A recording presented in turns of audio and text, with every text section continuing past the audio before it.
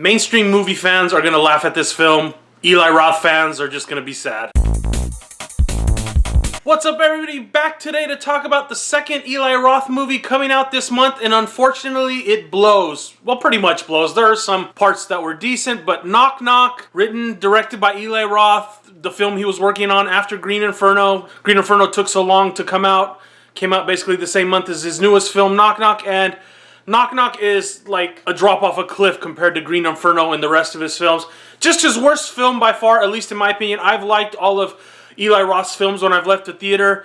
This one, after I watched it, I was like, I had to make sure it wasn't a comedy, basically. And it's not a comedy. It's supposed to be like a sensual thriller type horror movie, mystery type thing. And no. Barely sensual at all. Horror is pretty much non-existent. It's kind of like Funny Games, but if Funny Games was a fucking cartoon. So let's get into it a little bit.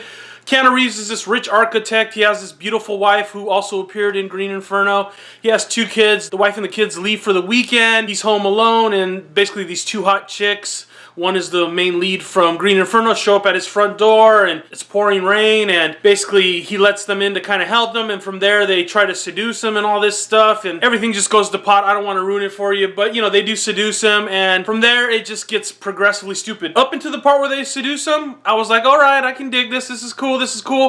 The morning after, it just gets stupid. The movie gets stupid. The girls become super freaking annoying. Really annoying, unlikable leads. And I mean, I know they were supposed to be annoying because they're annoying Keanu Reeves, but they were just so annoying overall. Acting like little kids and just, This film is missing what makes Eli Roth's films good.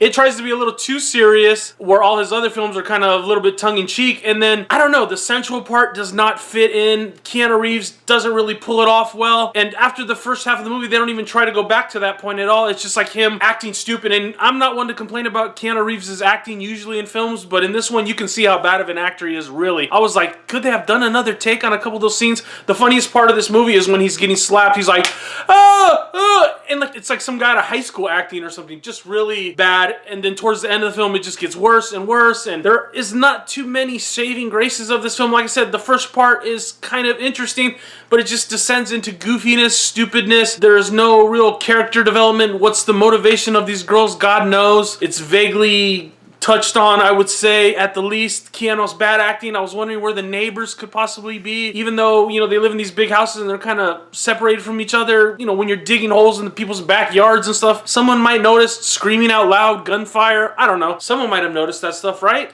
And like I said, there's a couple moments that are kind of funny, that are actually supposed to be intentionally funny. There's one at the very last scene that is kind of funny, and there's another scene where one of the guys tells the girls, I'm from Oakland, I know what 2 hoes look like, which made me laugh, but that's it. It doesn't have that goofiness that other Eli Roth films have. It doesn't have the gore that other Eli Roth movies have. And not that his movie would have to have gore to be good in it, but he didn't know what he was doing by going in this direction. He either should have got a better scriptwriter, you know, he wrote it with Nicholas Lopez again, and I don't know, maybe he should stick to other people's scripts for a while until he comes up with a good original idea. This one wasn't too original. You know, Funny Games is way better. Kidnapped is awesome. It's on Netflix. Much better film about someone being trapped in a house. This one just was a real letdown. I was like, man, after so many people defended Eli Roth with Green Inferno, have defended his other films, and then to come out with this film, it's just such a letdown for the fans. It has to be. I haven't seen anybody say anything good about it. And I was like, you know, I'll wait to see it because I know a lot of people like to crap on Eli Roth. And when I was watching, I was like, God, this film is boring. It is tedious. And, you know, the girls are cute. I'll give them that. But they're not very sensual.